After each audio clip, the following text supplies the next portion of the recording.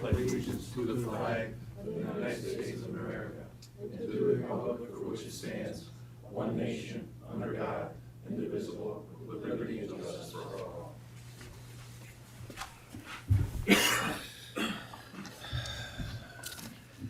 Okay.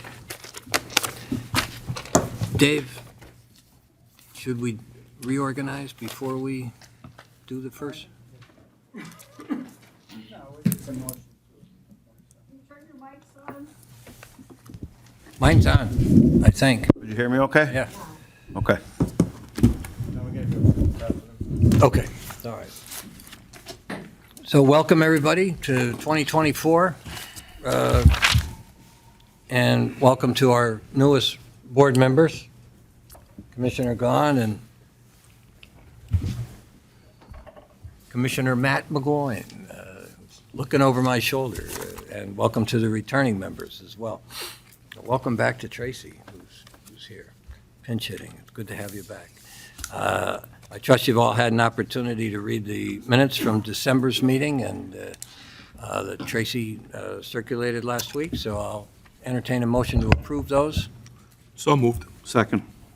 On the question, all in favor? Aye. Aye. Any opposed? The ayes have it. Anybody from the public wish to address the board on agenda items only?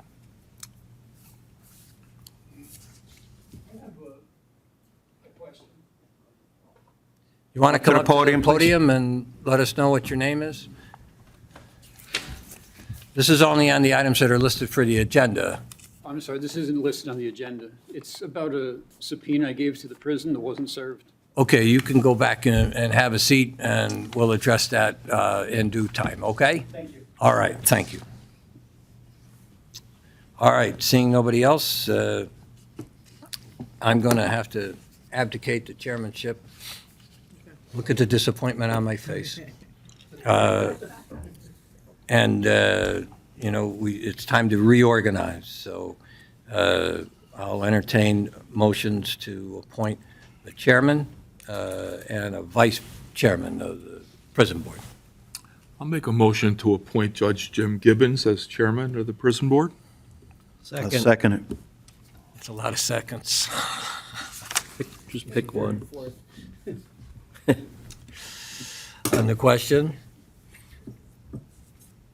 All in favor? Aye. I abstain. So, Congratulations. pardon? Congratulations. Thanks, we'll talk later. And I'll entertain now a motion to appoint a vice chairman of the board.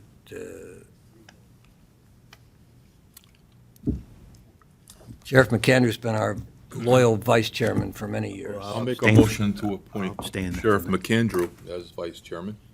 There we have a motion and a second. On the question, all in favor? Aye. Aye. Abstain. Note the abstention of the sheriff. Congratulations, you're riding shotgun for another year. Next item on the agenda is a motion to set regularly scheduled meeting days of the prison board, which will be held on the third Wednesday of the month at 12:30, and unless otherwise specified. Quarterly, the meetings will be out at the prison, and otherwise they will be held here, unless otherwise specified. But that's our normal schedule. So I'll entertain that motion. Motion, I'll make that. Do I have a second? Second. On the question? All in favor? Aye. Any opposed? The ayes have it. We will meet according to that schedule. Now I'll have a motion to follow Robert's Rules of Order for conducting the monthly meetings of the prison board. So moved. Second. And I have a second on the question? All in favor? Aye. Any opposed? The ayes have it. And next is a motion to pre-approve and audit bills and certify for payment the bills which routinely fall within the adopted budget. and that all invoices which do not fall within the adopted budget parameters be brought here to the board meeting for pre-approval for payment and to approve payroll at the monthly meetings. Do I hear such a motion? So moved. Do I have a second? Second. On the question. All in favor? Aye. Any opposed? The ayes have it.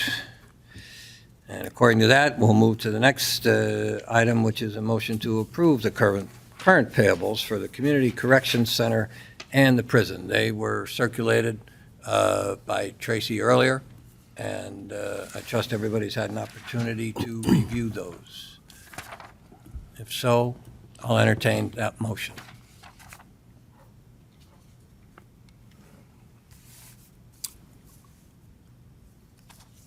I'll make the motion, Judge. Okay? Do I have a second? Second. All right. On the question? All in favor? Aye. Any opposed? The ayes have it. All current payables are approved. Next would be a motion by Mr. DiBileo, so concerning the Pennsylvania Local Government Investment Trust. Yes, Judge, thank you.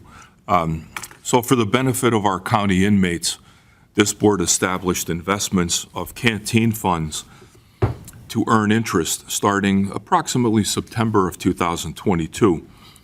Our current 6-month investment rates for our canteen account funds with the Pennsylvania Local Government Investment Trust, or PLGIT for short, will come to term in the coming days.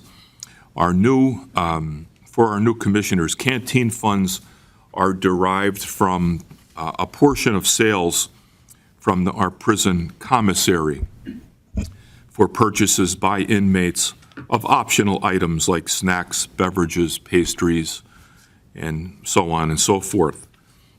Page 2 of my upcoming controller's report will list all of those items that we're paying for this month. But 2 of our 6-month terms for investments with PLGIT mature on January 19th, one being $157,000 and the other being $639,000 approximately. And another 6-month term of $103,000 will mature January the 26th. That totals $899,493 as of next week once the investments mature. Our current PLGIT rates, according to PLGIT, are approximately 5.5% annualized. So should we reinvest those funds for 6 months, another 6-month term, we'll be receiving roughly half of that 5.5, or about 2.75% on our $899,000. Currently, the prison board policy calls for the canteen account money to be spent for the benefit, welfare, and education of our county inmates. And in addition to the $899,000 invested with PLGIT is $369,155.15 that sits currently in the canteen checking account. And I could make the reinvesting of the $899,493 effective January 19th for 2 6-month terms, and effective January 26th for 1 6-month term, in the form of a motion for the board. Okay, the motion's on the table. On the question, are the minimum terms 6 months? Is that? No, or- it's not. There's all different terms, Attorney Powell. It's actually, I believe it's 1 month, 2 month, 3 month, whatever we might so choose. Rates seem to be coming down a little bit from where they were. Our current rates are a little bit higher than what our current rates expiring next week. Are you recommending the 6-month term based upon the return? percentage of return? I think the 6-month term seems to be at a good rate right now, locking in what's available to us at 5.5% right now. But it's the pleasure of the board on how long of a term they would like to invest the money. That was going to be my question, is it locked in and It would be locked in for the 6-month for period. 6 months? What if you wanted to do it for 12 months? It'd be floating Yeah, rate? the 12-month rate might be a little bit different. I don't think we have that rate available to us, or do we, Reggie? Same rating. Same My rate. deputy controller is here. Pliget, for example, the current 7-day yield is 5.15. Pliget Prime, which is roughly the 6-month term we can get, is 5.51. I don't see a rate that's longer than the 6-month term here in front of me right Okay. now. Yeah, we Well, we're up against a little deadline here. January 19th, 2 of the terms come up, and January 26th. If we don't do it today, we're gonna have a gap. Yeah. And There's a little bit of a gap. I'm not sure what we'll earn in the meantime, when we after last, the 6-month term is up. I apologize, when we last did that, we did it for a 6-month term, We correct? did, we have, the last 2 periods have been 6-month terms. Attorney, yeah. I'll make the motion based on that. I think that's the most prudent way to go. I agree, I'll second the motion. Okay. On the question? All in favor? Aye. Any opposed? The ayes have it, so thank you. I Thank think you. it's a good move. Yeah, we'll So take care of thank you. that. Thanks for the work. Take care of Thank that. Okay. Thank you. Okay, and next is a motion to approve and extend the professional services agreement for 3 years with Jean Marie Pregman-Molesky, the licensed cosmetologist who provides services at the county prison. This is one of those services that we pay for out of the canteen account. Yes, it is. Haircuts. Yes, it is, and- Judge. And such, right? Yes, Okay. yes, it is, that's. a She's been covered doing the work expense. for a while. She has, Okay. she has. Okay. Do I have a motion to approve? I'll make that motion. Okay. Do I have a second? Second. On the question? All in favor? Aye. Any opposed? The ayes have it? Okay. So now we'll move to the Controller's report. Mr. DiBileo. Yes, Judge. Controller's report of the prison inmate and canteen accounts as of December 2023. The Controller's office reviewed the prison inmate and canteen account reconciliations, which were prepared by the prison business office for the month of November 2023, and found no discrepancies between the reconciliations and the bank statements. The balance in the inmate account was $370,375.28 as of December 31st, 2023. And for the benefit of our new commissioners, the inmate account money is exactly that. It's money that is owned by the inmates. The inmates put money in their own accounts to use at the commissary if they'd like to do that.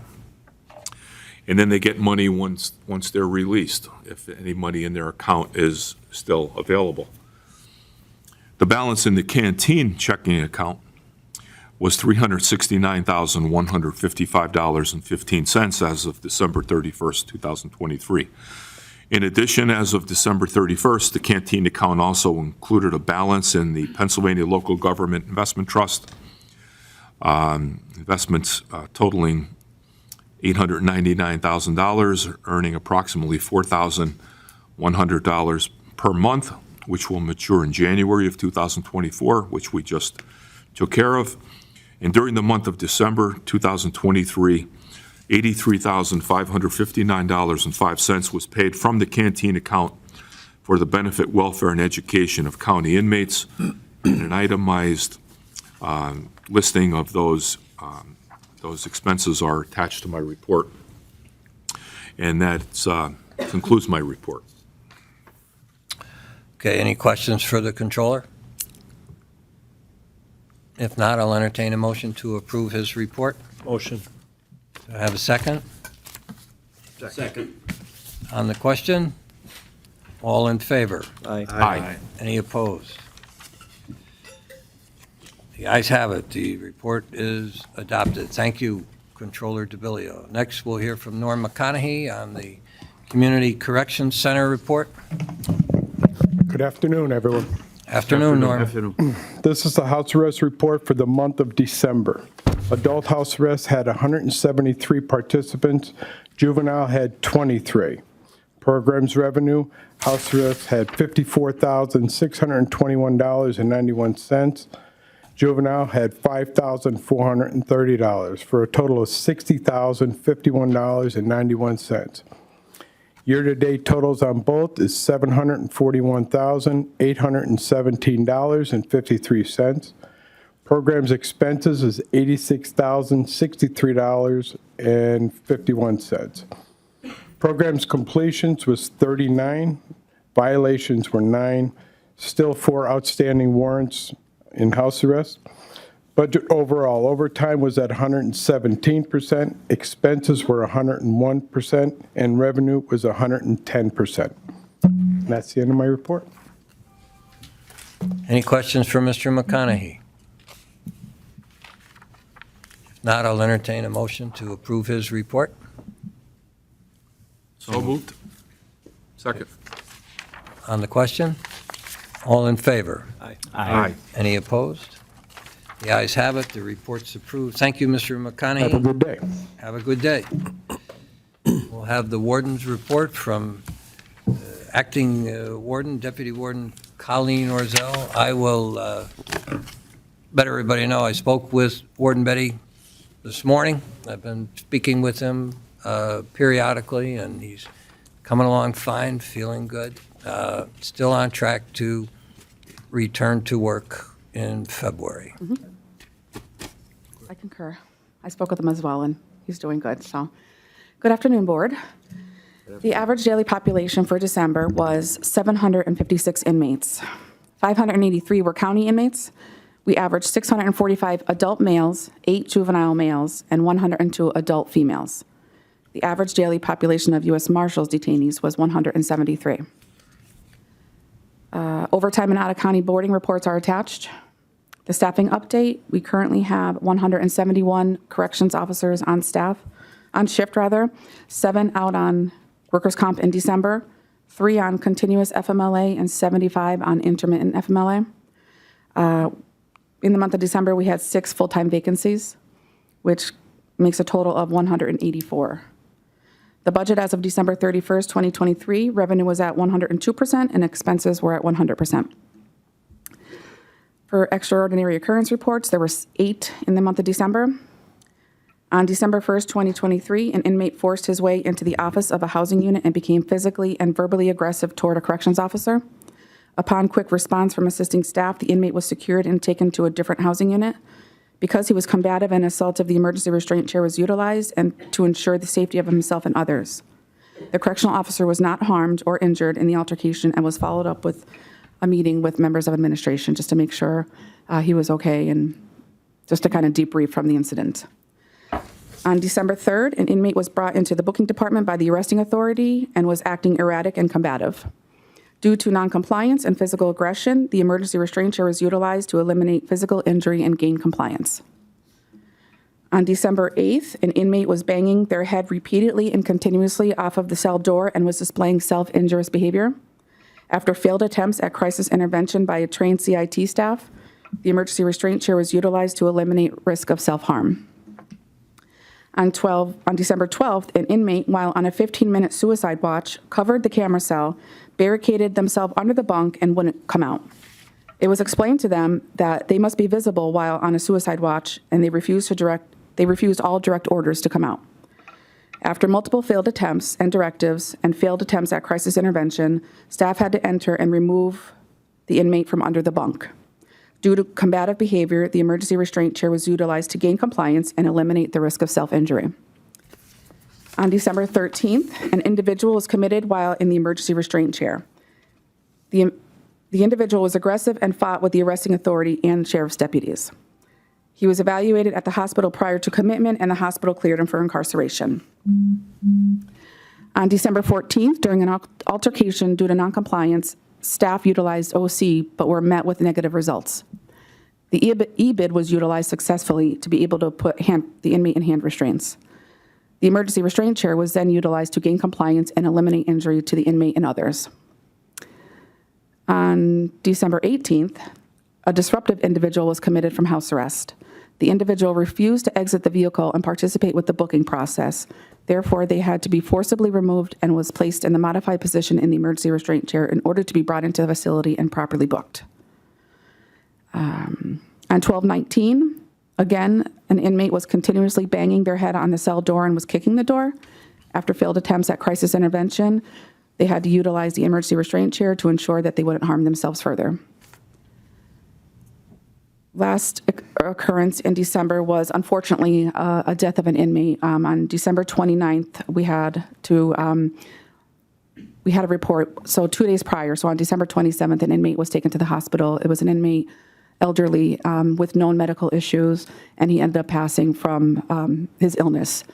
And he was actually brought to our facility because of the medical care that we provide. It was actually superior to other facilities in the area. So again, knowing he had the medical issues, he was incarcerated, and then just throughout the duration of his incarceration, he battled his medical issues and then was taken and then passed away. For PREA, there was one PREA investigation completed in the month of December. It was an inmate-on-inmate sexual harassment investigation, and it was unfounded. All completed investigations have been forwarded to the DA's office for further action if deemed appropriate. For personnel-related inquiries, I have one request for a full-time hire. We did have... Well, we'll go into executive session. Okay. Yeah, so we have one full-time opening due to somebody backing out of a job offer. So we have one opening that I'd like to ask for permission to hire. And then finally, it's not on my report, but I do want to express all of the Lackawanna County Prison employees and administration to just send our thoughts and prayers to Detective Gaughan and his family. Okay, thank you. Any That concludes questions? my report. Any questions for Deputy Warden Ozell? Are there any new hires coming up, any classes coming up for?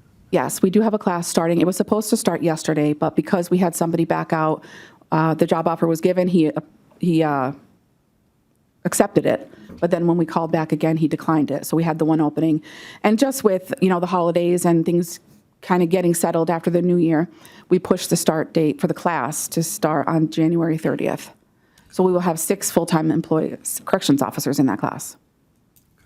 Will that help with the mandatory double shift It should. situation that we have there? As stated, we have a huge amount of people on FMLA and some workers' comp cases.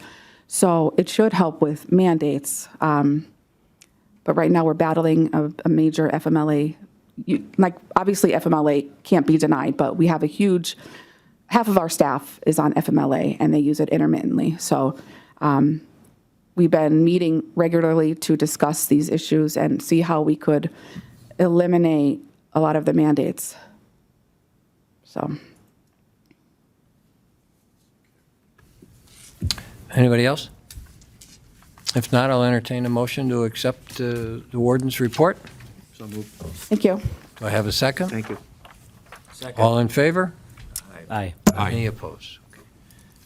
The ayes have it, the report is accepted. So, as I indicated, I'm going to call for an executive session at this point, so I'll ask everyone to step out, except those involved in the executive session.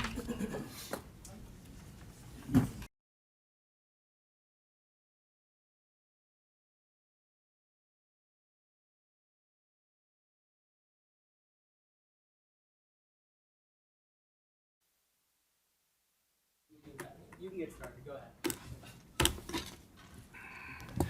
Okay, we're back. We went to executive session on a personnel matter, and Acting Warden Ozell You have a Yes. proposal for a hire. A request to hire. We have one opening for a full-time correctional officer due to a prior hiring declining the position. So we were requesting to hire Estrelita Hinckley as a full-time corrections officer. Okay. Do I hear a motion? I'll make the motion based on her recommendations, as well as Warden Toludo. Do I have a second? I'll second.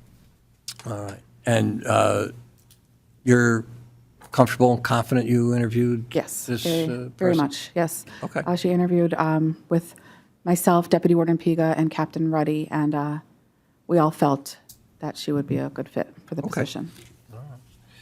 So we have a motion and a second on the question. All in favor? Aye. Aye. Any opposed? The ayes have it. All right, thank you. Estrelita Hinckley will be hired as a corrections officer. Thank you. Okay. Anybody from the public wish to address the board? And I will take this opportunity to remind you that there's a three-minute time limit for people. What's your name, sir? Adam Brodowski. I'll be right to the point. I was assaulted in Lackawanna County Prison in 2021. A PREA report was filed, but I've requested it, and the PREA coordinator, Jennifer Palamides, she said to subpoena the documents. I gave one to the jail originally October 30th. They had 20 days to respond. They did not. I sent one to her directly January 3rd of this year. And I also gave one on January 3rd to the district attorney, Mark Powell. And I'm waiting for a response for the PREA report, the NERTAG body scanner images, and any other documentation about C.O. Clark that was involved, Alex Vega, Randy Smith, and Doug Spencer. I know who assaulted me. I just need the information that I subpoenaed. That's all. David? Yeah, we just received that subpoena the other day. We're taking a look at it. I have some concerns about the legality of it and the propriety of that mechanism. You have a criminal case docket from 2021 listed on the subpoena that these materials wouldn't be relevant to anything in that case as a closed case. Some of this stuff is investigative material. We're reviewing it, but we'll probably quash this in court and go through the proper legal vehicles to get that information. I spoke to Joe Delaney, the PREA coordinator from Washington, D.C. He said subpoenaing the documents, I could follow through prosecution. You would have to use the appropriate legal vehicle. I can't give you legal advice, but you can't subpoena non-material relevant information on a closed case. It has to be relevant material to an open case that's in a court. And I'd suggest you look at the Korea statute, which prohibits the release of investigative material. The PREA coordinator told me that I could request it. They may have misspoke or you may have misunderstood. I don't know. I'm just looking at it from our perspective here. Well, I think, and one of the points that Mr. Solfanelli is making is you used a docket number from a case that's closed and has nothing to do with the allegations that you're talking about in your subpoena. And so you have to use the right vehicle in order for the subpoena to be effective. You can't just put an old docket number on a subpoena and have it be effective. Well, it's relevant to the case for the appeal. That case doesn't reflect an outstanding appeal. You were pled and sentenced last February. Yeah, but I'm still on parole for it. Your And my case- my your case parole is off- not on appeal. My parole officer never even provided this. Aren't they supposed to be involved with every bit of legal? Mr. Brodowski, these are totally different issues. Okay. Sorry, we can't give you the satisfaction you're looking for at the moment. But my parole officer should be able to provide me with the PREA report. You have to talk to an attorney of your own, sir. Okay. I would recommend that you seek counsel and get an attorney to do it, but your time is up now, so. I'd just like to make a report. I'm still passing blood from the assault over 2 years ago. Thank you. Okay, anybody else?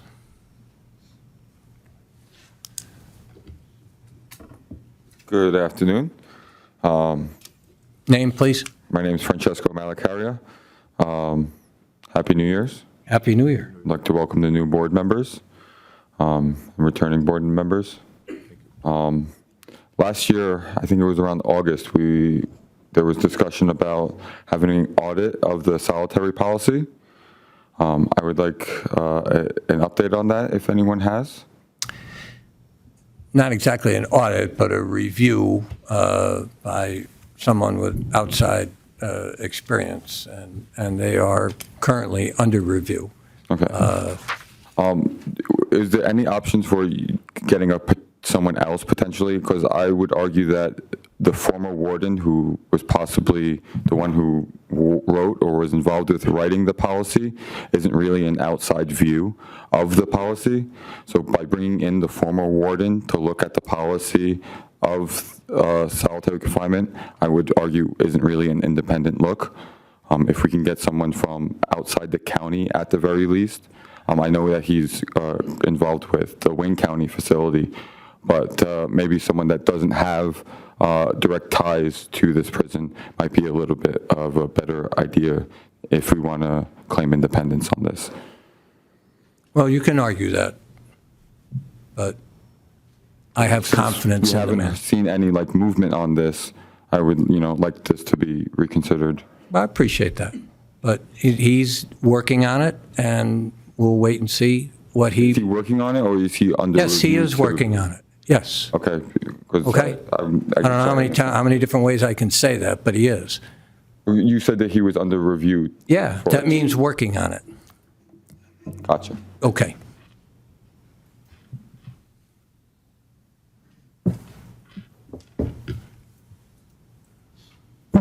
Joan Hodawan at Scranton. Last night at Scranton City Council meeting, there was a lot of discussion about the attack on Detective Gil Martin. Among other comments made in the peanut gallery were suggestions about the number of or percentage of inmates in the county prison that had gang affiliations. Do we have some kind of ballpark number about how many inmates might have gang affiliations? Colleen, are you? We have a captain and a lieutenant. Oh, You want you to come can up? use the mic, please. We currently have a captain and a lieutenant focused on gang affiliations, and especially now during this, I would say, sensitive time with Detective Gil Martin. But we do have people working diligently on recognizing gangs within the facility and their affiliations. And I just spoke with them yesterday asking if that information can be shared so that way our employees are educated on what gangs are present and living cohesively in the prison. So I we think don't that's have the numbers right now. I think that's a but- hot topic right now. I think we should take a look at, Right. what education we can provide without jeopardizing our Exactly. security procedures in the jail. So, not to cut you off, Joan, but I want to have an abundance of caution before we go down that road. Agreed. One of the reasons that I ask is, when people start throwing out figures at, 60%, 80% and everything else, I figure you're the horse's mouth, so, I would look to you for a legitimate figure if there is one. The other thing is, you need to realize that the general public all have skin in this game. Not only are your officers at risk, so is the general public, because everybody is unsafe if we have this gang activity in our area. And it's not just Scranton. I think it's throughout Lackawanna County. So I think you're going to need a regional approach to this problem. Thank you. Did you want to say I can something? respond to that. There is a gang task force in effect. It has been in effect for approximately a year. It has been very successful in information sharing with not only the Scranton Police Street Crimes Unit, the State Police Vice Unit, our Lackawanna County Detective Unit, who have 2 detectives dedicated purely to gang activity.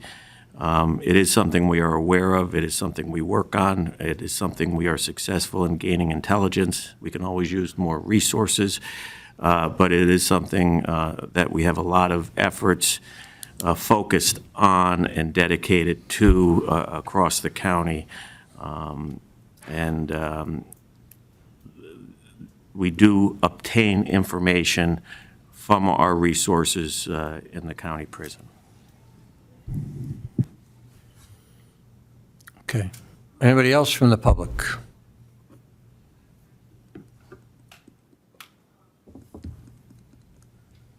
Good afternoon, board members. My name is Russ Ruthie. I have some ideas that we could do at the prison in order to enhance security, enhance participating, coming to work, and minimize cost. We look at mandates and the use of FMLA. Quick background on myself, 20 years with the military, 20 years with the Federal Bureau of Prisons. I started as a correctional officer, worked my way up to the position of HR manager. I was assigned to the prison in Puerto Rico as an associate warden. However, I had to decline that position for family reasons, if you will. But I have worked in 8 different institutions to include a regional position in Grand Prairie, Texas. We look at the use of FMLA. There's use, there's misuse. And we can adjust. When FMLA is misused, it creates and enhances the need for mandates, which goes into money, lots of money, taxpayers' cost. In conjunction with the discussion with the Department of Labor, we can address, the county can address misuse and abuse of FMLA without consequence, without fear of being filed on or suing the county. By law, the county can address the abuse and misuse of FMLA. Other things we look at would be to enhance the desire to come to work with not just a paycheck, but a recognition program that wouldn't cost the county any money. We want to look at the way discipline is issued. We should look at training as opposed to discipline. And discipline should be it should be specific to the issue at hand and not crush somebody. And on the other side of the coin, treat somebody with kid gloves because of who they know within the prison or anywhere else. That's not fair to everybody. It's not fair to the staff members' families. We also need to enhance the security aspects within the prison alone. So to go into a school, you have to push a button.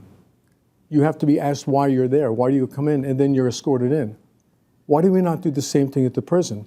Anybody can walk in that front lobby and shoot everybody in the front lobby without a second thought. So why not enhance that? The minimal cost of putting bulletproof shielding, if you will, on the windows walking from the front lobby down to records, which is clearly seen by the public. Those windows could be bulletproof at minimal cost. The covering of windows at the prison, the way the units are, the inmates can see exactly what the officers are doing. They can see their screens. They can see all the paperwork. They watch the staff with what they're doing. That's your time. So the staff were very cautious, so they blocked windows with paper, with folders. Sadly, we can't see the inmates with what they're doing. So at a minimal cost, we could put reverse smoke on the windows. The staff can see the inmates, but the inmates can't see out. There's nothing more imperative than staff and inmate safety. That's your 3 minutes, Mr. Ruth. Yes, sir. All right. But, the deputy wardens are here. I'm sure they're be most receptive to further discussions with you. Roger that. All right. Okay. Appreciate Thank the you. board's time. We'll have Thank more you. discussions. Anybody else from the public?